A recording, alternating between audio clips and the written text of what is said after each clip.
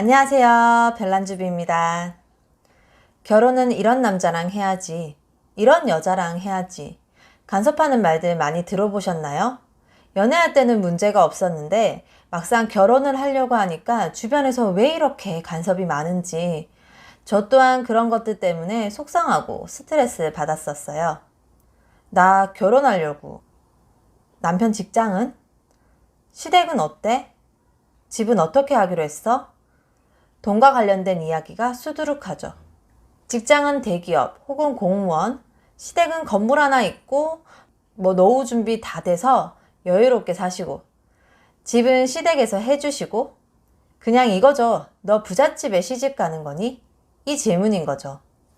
나는 이 사람과 문제없이 잘 살 수 있을 것 같고 같이 있는 게 즐거워서 결혼을 결심한 건데 왜 자꾸 돈 얘기만 물어보는 걸까 하는 생각을 많이 했었어요. 그런데 결혼 생활에서 돈은 뗄래야 뗄 수 없는 거구나 정도로 이해했었죠. 저는 부자 남자와 결혼하지 않았습니다. 저희 남편을 예를 들면 대기업은 아니지만 월 230만 원 정도의 중소기업을 다녔고 물려받을 재산은 없었고 시댁에 도움받을 거 없었고 이 정도? 어쩌면 지극히 평범한 사람이었어요. 결혼 정년기 보통 30대라고 생각해 보겠습니다. 30대가 부자이다? 가능한 일인가요? 본인 능력으로 부자인 것은 정말 소수일 겁니다. 대부분 부모가 부자인 거죠. 그런데 재력이라는 거 무시할 수 없는 겁니다. 재력도 매력은 맞고 결혼에 있어서도 중요하고 따지는 것은 당연한 거라고 생각해요. 하지만 키포인트, 수준이 맞아야 하는 거죠. 내가 당장 부자가 아니고 우리 집이 내가 가져올 재산이 없다면 그걸 상대에게 바라는 것은 균형이 맞지 않아요. 내가 돈이 없는데 돈이 있는 상대를 찾는다는 게 문제가 있는 거죠. 일단 그런 일이 일어날 일이 희박하고 이루어져도 무너지는 것이 쉽다는 것입니다. 이게 남자 여자의 문제인지는 잘 모르겠지만 대부분 집안의 재력이 차이가 나는 경우 말 못할 어려움이 생기는 경우가 많더라고요. 주말마다 커튼 빤다고들 하잖아요. 나의 노력 없이 그냥 얻어진 돈이 내 돈이 될 수 있을까요? 힘든 일이라고 생각합니다. 마음도 불편할 것 같고요. 그럼 돈 없으면 결혼하지 말라는 거네? 돈이 없으면 돈을 배제하고 같이 돈을 불려나갈 파트너를 찾는다고 생각하시는 게 맞습니다.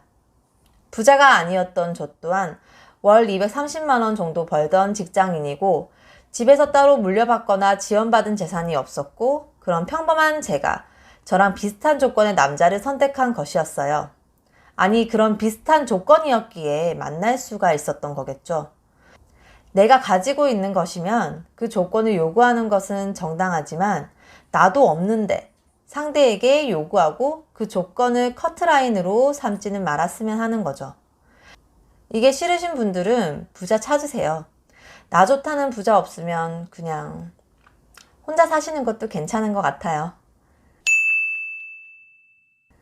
결혼할 상대는 이런 사람이어야 한다 라고 생각했던 것 중 가장 중요한 것, 경제관념이 맞아야 한다 입니다. 결혼 정년기, 보통 직장생활 몇 년 하고 30대가 되었다고 치면 모은 돈이 있어야 된다고 생각합니다. 생각 없이 버는 돈 다 쓰고 아예 없다?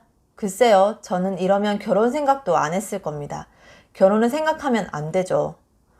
저 또한 입사 첫 해 2천만 원을 모았었고 20대였지만 욜로보다 절약하는 것이 편한 사람이었어요.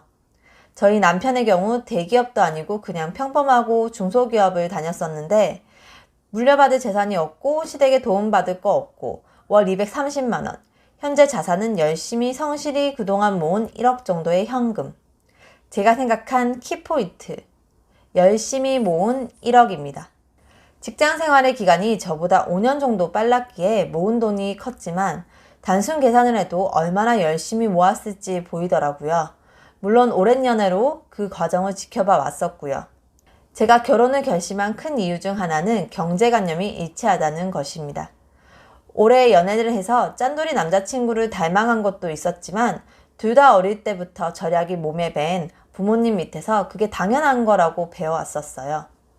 돈 관리는 잘하는 쪽이 하면 되고 투자는 공부해서 실천하면 되지만 절약은 기본적으로 내 절약이 박혀 있어야 가능하거든요. 이게 제일 기본인데 이거는 강요해도 안 되는 부분이라서 이 부분이 맞는 게 좋았어요. 남자친구가 데이트할 때 쿠폰 찾고 할인되는 거 찾고 저는 이게 싫지 않았거든요. 그냥 내가 잘하면 새는 돈 없이 잘 모아주고 큰 문제 없이 잘 살 수 있겠구나 하는 생각을 한 거죠. 부부들이 돈 때문에 싸우는 경우가 많을 수 있는데 이런 경제관념이 맞는다는 것은 행운이고 가장 중요하다고 생각되는 부분이기도 합니다. 사실 경제관념이 맞으니까 가치관도 잘 맞고 육아 방식도 잘 맞아 들어가는 것 같더라고요. 한마디로 성향이 맞는 거겠죠. 물론 신혼 때 많이 싸웠지만 일단 기본적인 성향이 맞으니까 서로 양보하고 맞춰가는 것도 힘들지 않게 해나갈 수 있었던 것 같아요. 평범하고 어쩌면 부족해 보이는 조건, 힘들 것 같다는 생각이 드시나요? 그런데 여러분, 사람은 진짜 결핍이 있어야 성장합니다.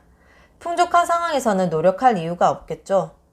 결혼해서 일을 그만두고 싶었던 게 아니라면 결혼을 함으로써 날 응원해주는 가족이 더 늘어나고 함께 현재 결핍을 벗어나기 위해 노력하는 전우가 생긴 느낌으로 어려움을 극복하는 것이 저는 보람되고 의미 있다는 생각이 들어요.